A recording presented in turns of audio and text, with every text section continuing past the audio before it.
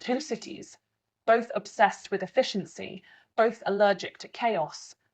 But one feels like a city built by accountants, and the other like a city built by gamblers. Singapore polishes, Hong Kong hustles, same discipline, different soul. You can land in both and feel order in the air. The escalators work, the trains are silent, the rules are written in Helvetica. Yet, within minutes, you know. Singapore is what happens when your mother raises you. Hong Kong is what happens when your mother leaves you with $1 million and says, good luck. In Singapore, success is a government policy. In Hong Kong, success is a survival instinct. One teaches you to plan, the other teaches you to fight. One trusts institutions, the other trusts instincts. And somewhere between Marina Bay and Central District, Asia split its personality in half. One side obedient, one side defiant. You can see it in the architecture.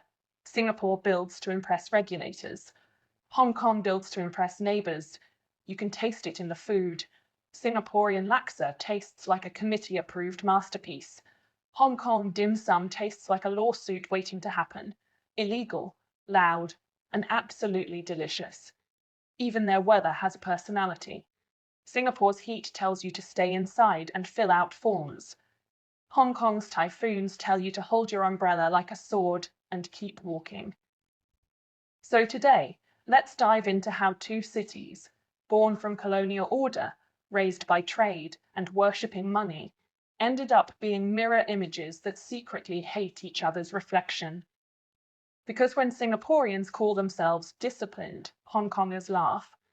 And when Hong Kongers call themselves free, Singaporeans check if that's allowed by law. Stay till the end. I promise, by the time we're done, you'll know exactly which city you belong to, the one that obeys or the one that outsmarts.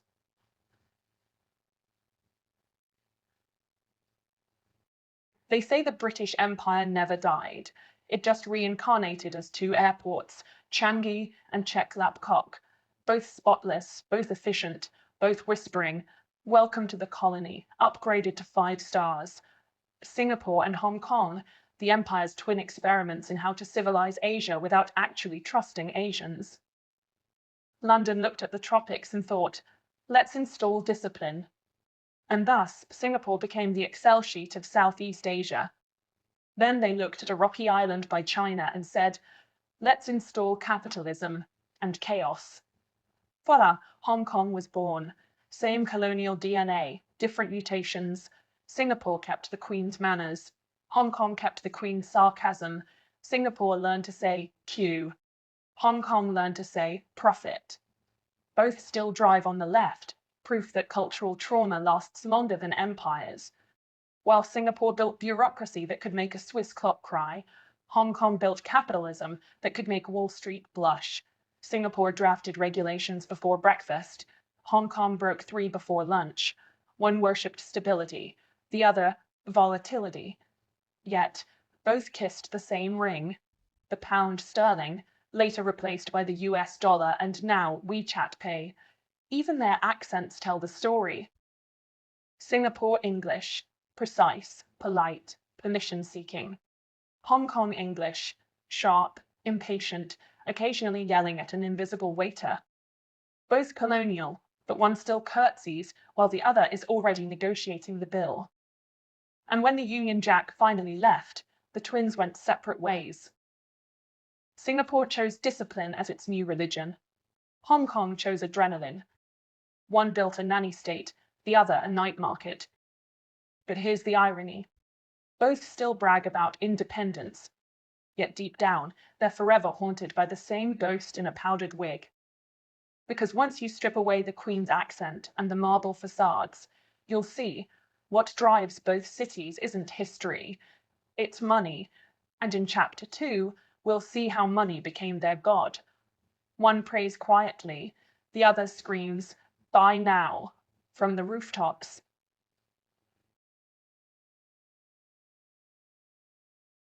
Let's be honest, both Singapore and Hong Kong worship the same god, and that god's name is money. But like all religions, the rituals differ. In Singapore, wealth is a merit badge. In Hong Kong, it's a survival strategy. Singaporeans make money politely. Hong Kongers make money like their lives depend on it, because they do. In Singapore, the government tells you, invest in your future. In Hong Kong, the landlord tells you, invest in mine. One calls it CPF. The other calls it mortgage until death. Singapore's economy runs like a Buddhist temple. Orderly, predictable, every dollar accounted for. Hong Kong's runs like a casino with a fire drill. Chaotic, thrilling, but somehow everyone's still counting chips at the end. Both cities pretend to be humble, but money is their national language. Singaporeans measure respect by your condo size. Hong Kongers measure it by how high your office sits above sea level. Both cities even have gods of fortune, but only Hong Kongers actually burn incense for them before trading. And while Singapore invests in stability, Hong Kong bets on volatility. Singapore builds 50-year plans. Hong Kong lives on 50-hour turnovers. Singapore calls it long-term planning. Hong Kong calls it wait too long, you die. It's the difference between interest income and margin call. Yet beneath this glittering capitalism lies an identity crisis. Singaporeans fear being poor. Hong Kongers fear being powerless. Singaporeans save for retirement. Hong Kongers save for escape. Both pretend to be free markets, but one is run by the state, the other by property tycoons who think they're the state. And here's the twist. Both cities look at each other and secretly wish for the other's curse. Singaporeans envy Hong Kong's chaos because it feels alive. Hong Kongers envy Singapore's order because it feels safe. But both are trapped in the same golden cage, polishing the bars from different sides.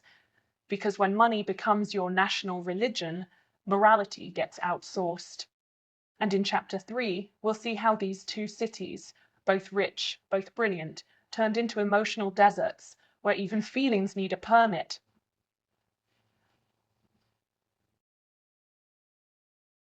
Efficiency over humanity. Efficiency, that sacred word both Singapore and Hong Kong tattooed on their souls. But here's the thing about efficiency. It's sterile. It doesn't laugh. It doesn't cry. It just optimizes. Both cities built systems so perfect that emotions became an inconvenience. In Singapore, people suppress feelings like they suppress chewing gum. In Hong Kong, people suppress them by working until they forget they exist. Different methods, same result. Emotion is a design flaw. You can see it everywhere. In Singapore, the MRT runs like a heartbeat on Xanax. Calm, predictable, slightly terrifying in its precision. In Hong Kong, the MTR runs like a panic attack on espresso. Fast, loud, but always on time. Both efficient, both soulless. It's public transport as psychological metaphor. Singapore teaches emotional discipline. Don't complain, don't shout, don't question. Smile politely, file the form, move along. Hong Kong teaches emotional suppression. Complain all you want, nobody's listening anyway. Just keep moving before rent increases again. Even relationships feel transactional. In Singapore, dating is a spreadsheet. Stable job? Check. BTO eligibility? Check. Emotional availability? Optional. In Hong Kong, love is a time-limited lease. 3 months free rent, then we'll see how it goes.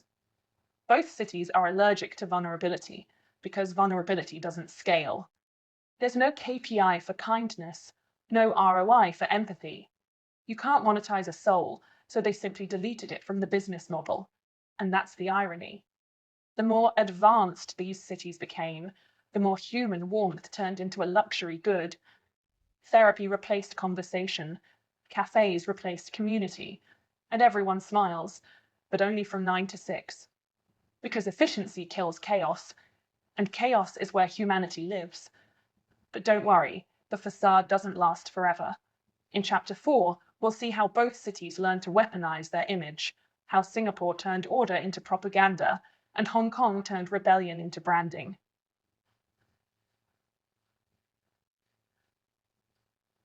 Both Singapore and Hong Kong mastered the art of illusion, but while Singapore sells perfection, Hong Kong sells resistance. One markets itself as heaven with rules, the other hell with Wi-Fi. Singapore's brand is built like a luxury skincare ad, flawless, silent, and vaguely authoritarian. The government calls it world-class efficiency. Everyone else calls it emotional surveillance with air conditioning. Even chaos is pre-approved. Fireworks go off only when the Prime Minister says so. Meanwhile, Hong Kong turned rebellion into its own brand of luxury. Protest chic. Democracy couture. The world sees tear gas and skyscrapers in the same frame and calls it cinematic, because nothing sells freedom quite like people wearing gas masks next to Louis Vuitton stores. Singapore is obsessed with being liked. Hong Kong is addicted to being right. Singapore runs on reputation management. Hong Kong runs on righteous anger. Both cities perform, one for investors, one for history. You can feel it in their tone. Singapore whispers, "We're safe, clean, and very boring." Hong Kong yells, "We're dying, but we're alive." Singapore polishes its image until it reflects nothing. Hong Kong scratches its own until it bleeds authenticity. It's no coincidence that Singapore's tourism ads look like Apple commercials: soft light, calm water, and an emotionally neutral voice saying, "Passion made possible." Hong Kong's image is the opposite: neon signs, rain, taxis honking, and a cigarette burning in slow motion. One city edits out imperfection, the other monetizes it. But here's the cruel irony: both are performances for Western approval. Singapore wants to be the Asia New York trusts. Hong Kong wants to be the Asia New York misses. Neither realized. New York stopped watching years ago. And yet, beneath all that branding, both cities share the same quiet fear that one day the world will stop caring. In Chapter 5, we'll look at what happens when global attention fades and the empire's golden children finally face midlife crisis.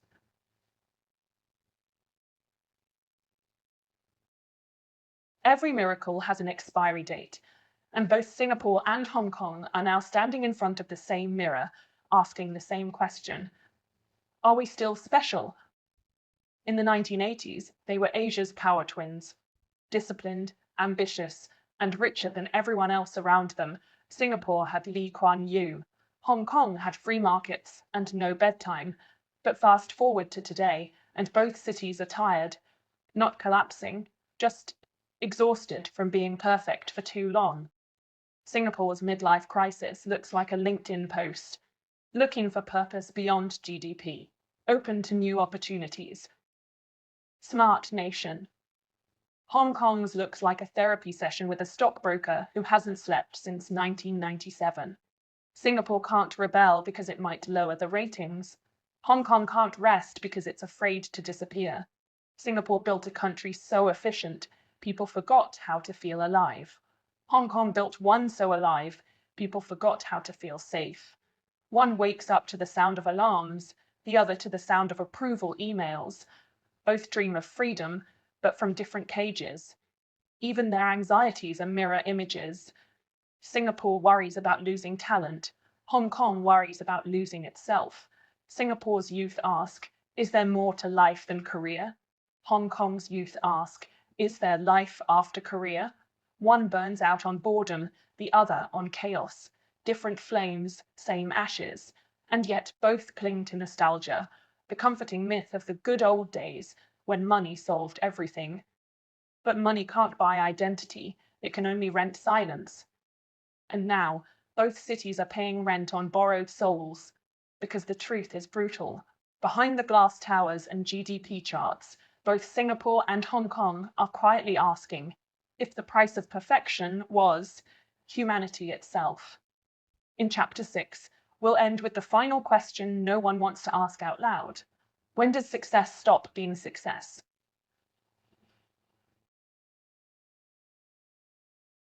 There comes a point when success becomes sterile. When the air conditioning is perfect, the streets are spotless, and yet you can't breathe. That's the story of both Singapore and Hong Kong, two cities that conquered the world only to lose the plot. Singapore built heaven on earth, but forgot to install a soul. Hong Kong built hell, but made it glamorous enough to live in. And somewhere between Marina Bay's reflections and Victoria Harbour's skyline, Asia's two miracle cities quietly traded their humanity for quarterly growth. Singapore is still the model student, compliant, immaculate, waiting for permission to feel. Hong Kong is the rebellious sibling, bruised, defiant, still shouting into the storm. One believes success means order. The other believes success means survival. But both forgot that success without meaning is just exhaustion with good lighting. They tried to turn life into a business plan, and it worked, until people realized they were the products. Singapore sells peace of mind. Hong Kong sells the illusion of freedom. But in both places, the checkout counter never closes. And now the world watches them like aging celebrities, beautiful, functional, but no longer inspiring. Because when success becomes your only identity, you forget how to evolve. You become a museum of your own discipline, and museums, no matter how clean, always smell like something dead. Maybe that's the tragedy of these two cities. Singapore won the game, but lost the thrill. Hong Kong lost the game, but kept the soul. And both, in their own way, are proof that Asia's greatest achievement wasn't modernization, it was emotional sterilization disguised as progress. So tell me, which would you rather live in? The perfect prison that keeps you calm, or the burning city that keeps you human? Because sooner or later, every civilization must choose between comfort and chaos, and history always remembers the ones who dared to feel.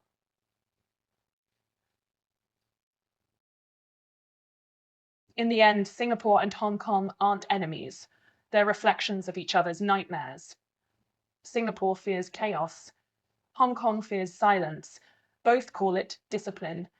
But one disciplines the people, and the other, the pain. They were built on British blueprints, fueled by Chinese ambition, and decorated for Western applause. But now, both are running out of applause. The tourists are gone, the investors are aging, and the world has moved on to shinier crises. Maybe that's why these cities still compete, not for money, but for meaning.